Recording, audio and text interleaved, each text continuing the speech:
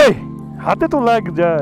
কালকে রাত থেকে পানির যে শব্দ, এখন আমার মনে হয় সব থেকে ডেঞ্জারাস রাস্তাটুকু পারাপার হব। আমি স্বর্গের কোন একটা জায়গাতে দাঁড়িয়ে আছি। ওয়েলকাম টু মনন। এখন চলতেছে -11।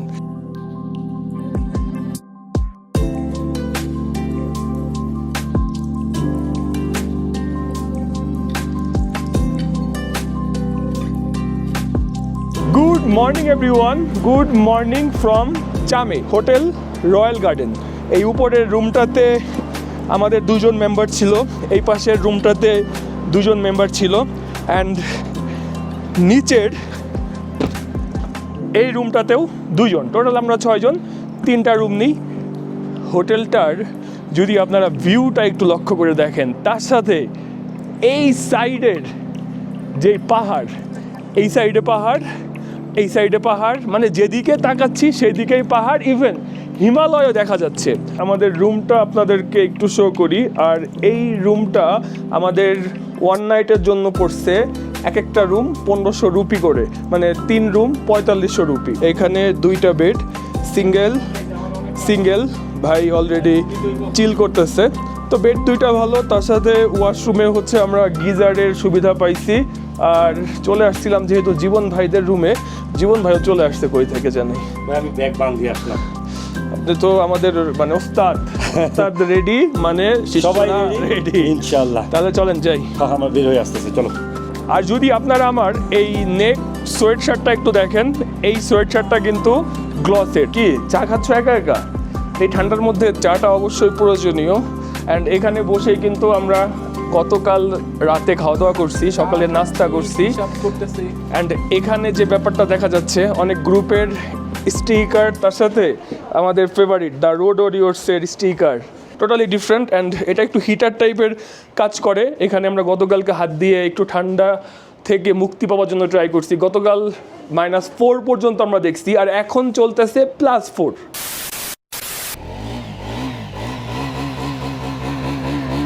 প্রান্ত বসার পরেই আমার বাইকের হাওয়াটা যে কমে গেছে এটা বোঝা যাচ্ছে। আমি তো ভাবছি রাতের বেলায় একদম হাওয়া 0 হয়ে যাবে, বাট আমার মনে হয় গতকালকের মতোই আছে।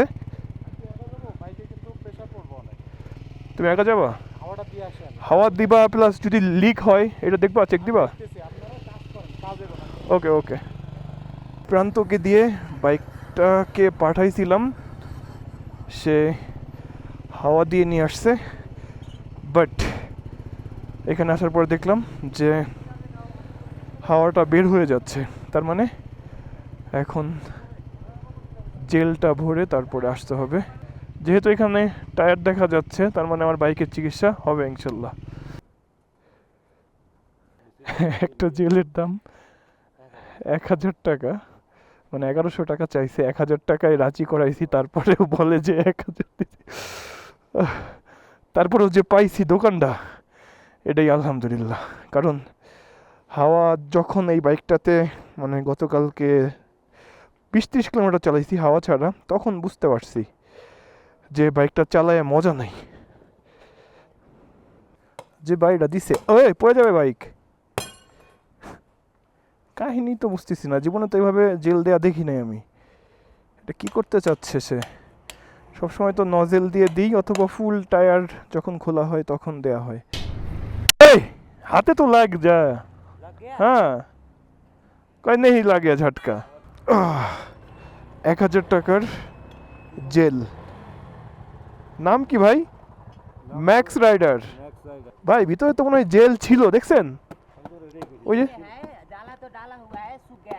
सूख गया है। ओके अगेन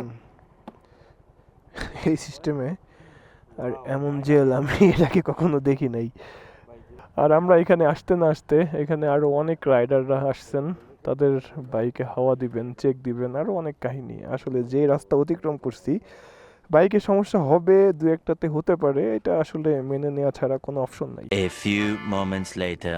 আমাদের আজকের রাইডটা শুরু হবার আগে সবাই সবার বাইকের চেনটাকে লুপ করে নিচ্ছি, কারণ গতকালকে যে এক্সট্রিম রাইড ছিল, আর যদি আপনারা একটু ক্লোজলি দেখেন চেনের যে অবস্থা, মানে এখানে কোনো রকমের কোনো লুপ নাই। 3, 2, 1। আমার বাইকের যে ওয়েট 179 কেজি, তো এটা ডবল স্ট্যান্ড নাই, সাইড স্ট্যান্ড দিয়ে তারপর একটু একটু ঘুরিয়ে চেনটাকে লুপ করা হচ্ছে। ওকে, চলবে, ঠিক আছে ভাই, দেখি। তো ড্রাইভের এই চেন লুপ এখন সবার বাইকে দিয়ে দিব, অ্যান্ড তারপরে আমাদের রাইডটা শুরু হয়ে যাবে।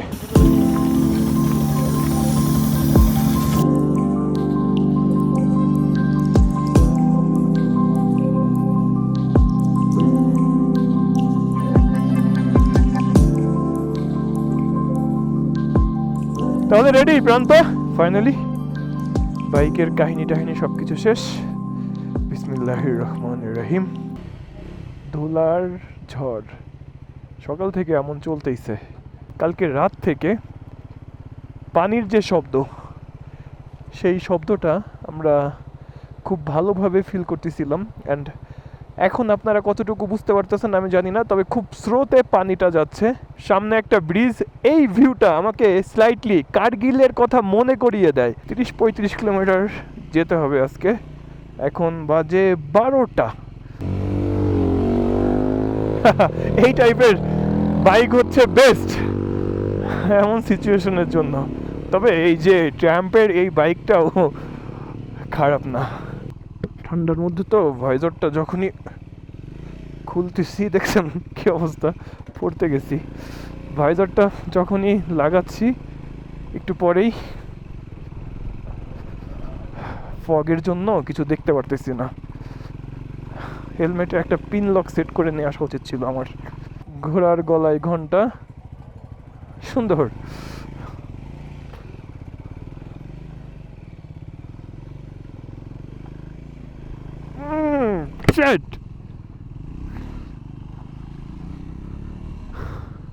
কই চলে আসলাম, এটা বিউটিফুল।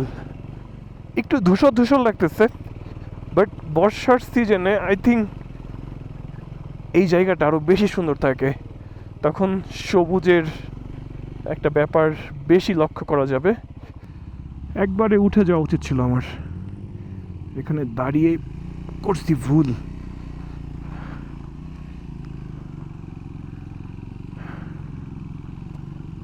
Oh my god.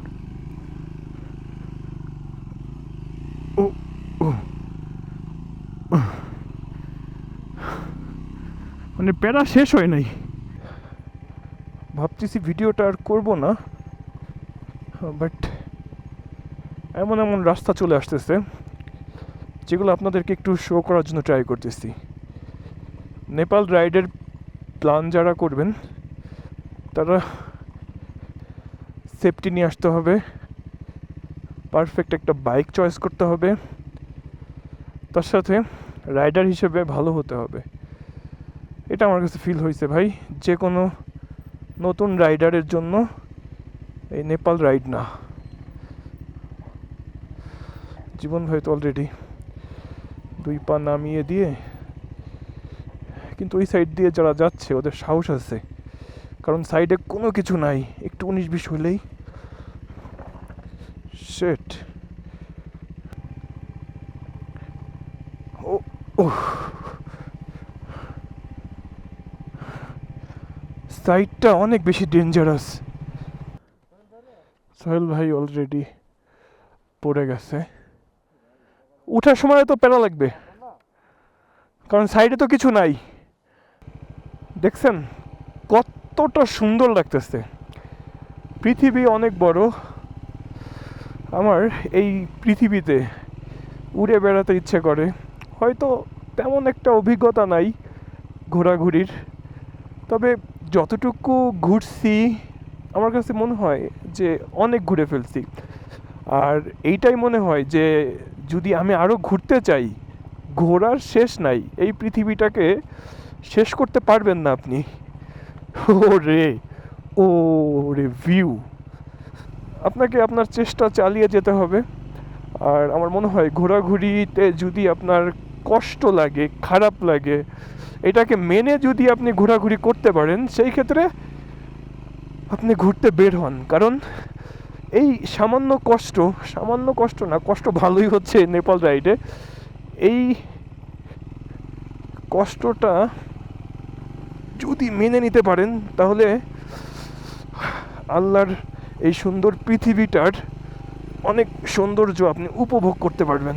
কাহিনী হচ্ছে, এখন আমার মনে হয় সব থেকে ডেঞ্জারাস রাস্তাটুকু পারাপার হব। অনেকেই পায়ে হেঁটে কোথায় যাচ্ছে আমি শিওর না। দেখছেন আমার উপরে, যদি একটু লক্ষ্য করে দেখেন, মাথা উঁচা করার মতো সময় নাই, মানে সময় নাই বলতে সিচুয়েশন নাই। মাথার উপরে পাথর কেটে রাস্তা বানাইছে, অ্যান্ড এই সাইডে দেখেন মানে একটু 19-20 হলেই সোজা একদম নিচে নদীর মধ্যে। এই জায়গাটা বেস্ট ডেঞ্জারাস, বেস্ট মানে সৌন্দর্যের জন্য না, ডেঞ্জারাসের দিক থেকে। কোনা দিয়ে আমি যাবই না, দরকার হয় পাথরে যে লাগাই দিই বা পাথরের সাথে শুয়ে থাকি। ও বাবারে! তবে ট্র্যাম্পের এই বাইকটা একটা জিনিস, এটা আমি অলরেডি বুঝে গেছি। ওরে ওরে ওরে, 41 মিনিটে বাইক রাইড করা হয়েছে অনলি 7 কিলোমিটার। তাহলে বুঝে নেন আপনারা। ও জাস্ট এতটুকুই ভালো ছিল, দেন আবার একই অবস্থা। 41 মিনিটে যদি 7 কিলোমিটার হয়, তাহলে আমাদের এই 30 কিলোমিটার শেষ করতে সময় লাগবে 2.5 ঘন্টা থেকে 3 ঘন্টা। জানি না সামনে আর কতটা ডেঞ্জারাস রাস্তা আমাদের জন্য অপেক্ষা করতেছে।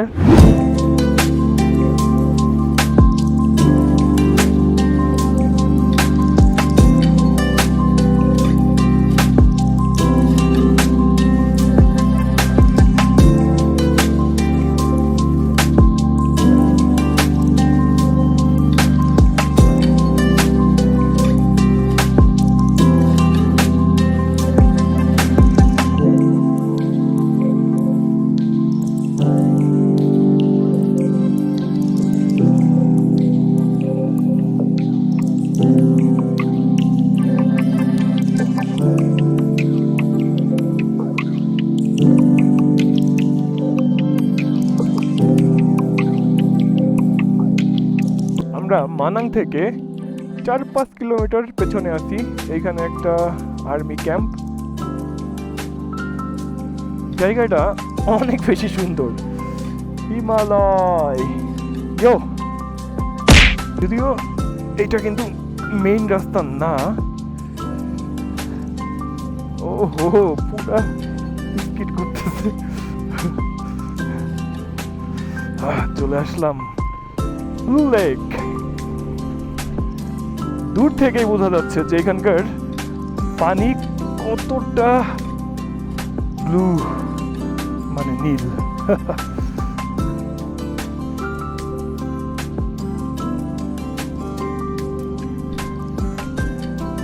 ব্লু লেকের পাড়ে চলে আসছি, আর এই ব্লু লেকের ফটো ভিডিও এর আগে দেখা হয়েছে, বাট এইখানে আসার পরে জাস্ট এই ব্যাপারটাই মনে হয়েছে আমার কাছে যে আমি স্বর্গের কোনো একটা জায়গাতে দাঁড়িয়ে আছি। জাস্ট আমার সামনে হচ্ছে হিমালয়, পাহাড়। এখানে বেশ কিছু বাইক আরও আসছে, হয়তো ওরা হচ্ছে ইন্ডিয়ান, নেপালি বা অন্য কান্ট্রির হবে। আর আমার সাথে ট্রাম্পের এই 400 সিসির বাইকটা, যে বাইকটা বেশ ভালো একটা সাপোর্ট দিয়ে যাচ্ছে। তার সাথে যদি আমি শেয়ার করি, এই বাইকটা রাইড করে সুপার একটা মজা পাচ্ছি। আর যেহেতু বাইকটাতে আমি ইউজ করতেছি পেট্রোনাস স্পিনটা, সেই ক্ষেত্রে এই বাইকটার পাওয়ার অ্যান্ড পারফরমেন্সের ব্যাপারটাও কিন্তু বেড়ে গেছে। তো ওভারঅল এখনকার কাহিনী হচ্ছে যে আমরা হয়তো এখান থেকে বের হয়ে যাব। এখন বাজে 2:44, মানে 3টা বেজে গেছে। তো 3টা বাজার পরেই এই ফাইনালি সুন্দর একটা জায়গাতে আসছি। এখানে ফটো তোলা হচ্ছে। কিসের ফটো সিয়াম?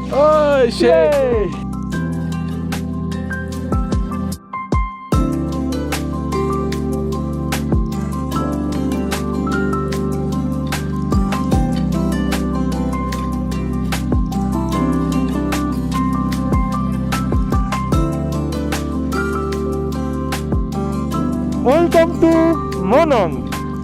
আমরা ফাইনালি মানাঙে এসে পৌঁছাইলাম, ঠান্ডার প্রেসারে হাতের 12টা বেজে গেছে, বাট এই আইএলএমের হ্যান্ড গ্লাভসটা পরেই ফাইনালি মানাঙে চলে আসছি। সে খুব একটা সাপোর্ট দিতে পারতেছে না এখন, আই থিঙ্ক মাইনাসে গেছে কিনা আমি জানি না, তবে -2-তে যেতে পারে সর্বোচ্চ। তো এই -2-তে এই হ্যান্ড গ্লাভসটা ওকে চলে, দৌড়ায় না মানে বড়টা চেঞ্জ করার মতো না সময় পাই নাই। মানাঙের গেট থেকে আমাদেরকে আরও 3 কিলোমিটার সামনে যেতে হবে। সুন্দর একটা জায়গাতে থাকার প্ল্যান আছে, রুমটা বুকিং দেওয়া হয়েছে কিনা প্রান্ত জানে।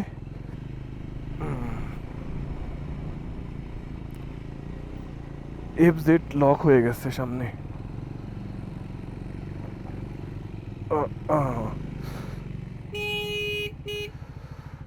রয়্যাল এনফিল্ড লক হয়েছে।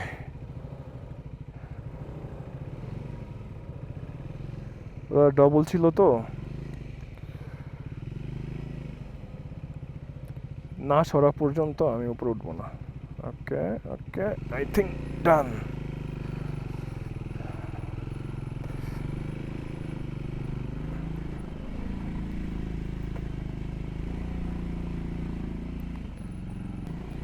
তবে আজকে আমাদের ঠান্ডার প্রেশারটা খুব ভালোভাবে পেতে হবে, কারণ বাতাস দেখছেন, এইটা কি গরু না চমড়ি গাই? ও ও, দুইজন যেহেতু তুলছে আমার পা বেঁধে গেছিল।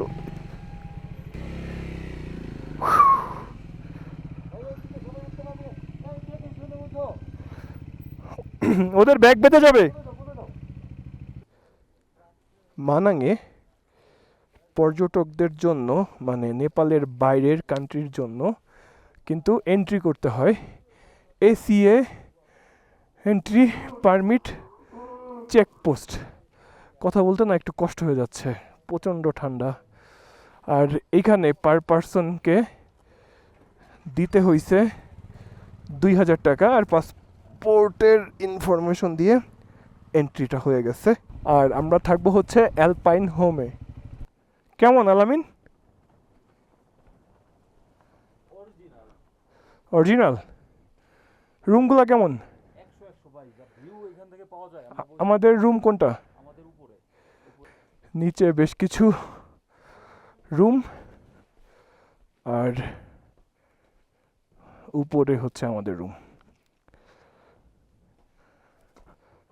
আজকের মতো এই রুমটা আমাদের। ভাইয়া ফাইনালি চলে আসছি মানাঙে। আর এখন আমরা যেখানে আছি এটা হচ্ছে অ্যালপাইন হোম। এই রিসোর্ট বা এই হোটেলটা আমার কাছে বেশ ভালো লাগছে। আর যদি আমি আপনাদেরকে শেয়ার করি যে আমার পেছনটা যদি একটু লক্ষ্য করে দেখেন, বরফে ঢাকা পাহাড় অ্যান্ড ঠান্ডার প্রেশারটা খুব ভালোভাবে ফিল করা যাচ্ছে। এখন কত চলতেছে জানেন? এখন চলতেছে -11। অ্যান্ড এই যে মাইনাসের জ্যাকেটটা হয়তো আমার প্রিপারেশন ভিডিওতে আপনারা দেখছেন, এই জ্যাকেটটা ফাইনালি এই মানাঙে এসে পরে ফেললাম। আর যদি বলি যে এখন আমরা কত ফিট উপরে আছি জানেন? এখন টোটাল 10,500 থেকে 11,500 ফিট উপরে আছি। ঠান্ডা বাতাস, যেই ঠান্ডাটা সুপার লেভেলের শরীরে এসে হিট করতেছে, যদিও একটু কম করতেছে এই জ্যাকেটটার জন্য। অ্যান্ড পেছনের এই ভিউটা একটু লক্ষ্য করে দেখেন, এখনও সূর্যের আলো দেখা যাচ্ছে, মানে সূর্যটা এই পাহাড়ের ওই সাইডে আছে। তো আজকের বাইক রাইডের ব্যাপারে যদি আমি আপনাদেরকে শেয়ার করি, টোটাল 3.5 ঘন্টা বাইক রাইড করছি। 3.5 ঘন্টায় বাইক রাইড করছি হচ্ছে 32 কিলোমিটার। আজকের রাস্তাও ছিল সুপার ডেঞ্জারাস। এখনকার কাহিনী হচ্ছে, আমরা এই যে এখান থেকে খাবার অর্ডার করছি, বলছে 40 মিনিট লাগবে। অলরেডি 40 মিনিট হয়ে গেছে। এখন আমরা খাওয়া দাওয়াটা করব। অ্যান্ড সবাই যদি আজকে একটু লক্ষ্য করে দেখেন, সবাই খাওয়া দাওয়ার জন্য রেডি হচ্ছে। প্রচন্ড ক্ষুধা লাগছে। জ্যাকেট সবাই সেম জ্যাকেটই পরছি। হ্যাঁ, ইভেন আমার পেছনে আলামিন, সেও হচ্ছে এই সেম জ্যাকেটই পরা। এই জ্যাকেটটা রেখে দিছিলাম অ্যান্ড এইটা ফাইনালি মানাঙে এসে পড়লাম। তো আপনি তো আপনার আগে থেকে পড়ছেন, আমি আজকে এখান থেকে পড়ছি। এখন দেখা যাক কি খাওয়া দাওয়া করা যায়। আর ভিডিওটা হয়তো খুব বেশি বড় করব না, আশেপাশে কোথাও ঘুরতে যাব না, কিচ্ছু করব না, ঠান্ডার প্রেশার না আর নিতে পারতেছি না।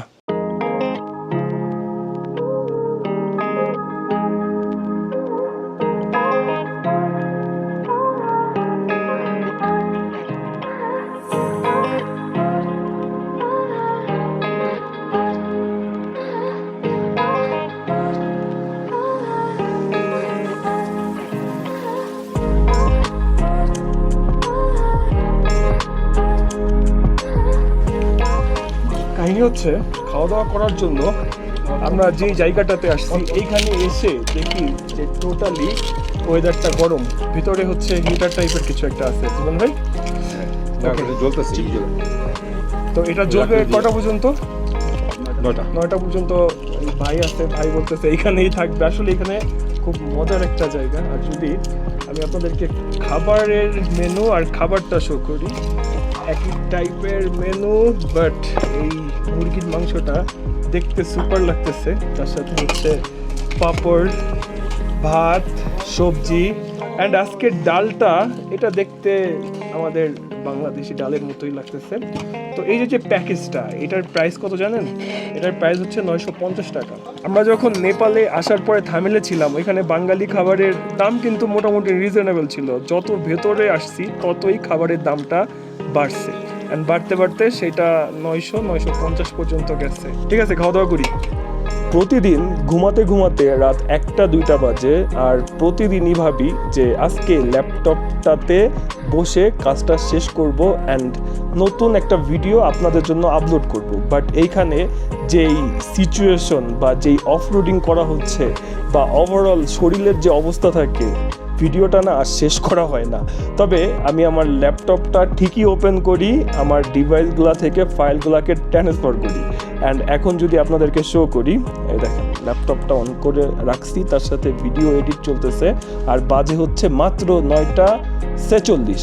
যদিও মনে হচ্ছে যে এখন 1টা-2টা বেজে গেছে। এই তো আলামিন, তার সাথে হচ্ছে সিয়াম কম্বলের নিচে। -16 না? আচ্ছা, যদি আমি আপনাদেরকে বলি যে এখন -16 চলে, আপনারা কি বিশ্বাস করবেন? ওয়েট, জাস্ট একটু দেখাই। তো এখন আমরা যেই এরিয়াতে আছি চলতেছে -16, এই রাত 10টার সময়। 2টা, 3টা, 4টা পর্যন্ত সেটা চলে যাবে -19-এ। তো সবাই ভালো থাকবেন, সুস্থ থাকবেন, অ্যান্ড আমাদের জন্য দোয়া করবেন যাতে আমরা ট্রিপটা খুব সুন্দরভাবে শেষ করতে পারি। অ্যান্ড লাস্ট কথা হচ্ছে, নেপালের রাস্তা বা নেপাল রাইড আসলেই এতটা সহজ না। আল্লাহ হাফেজ।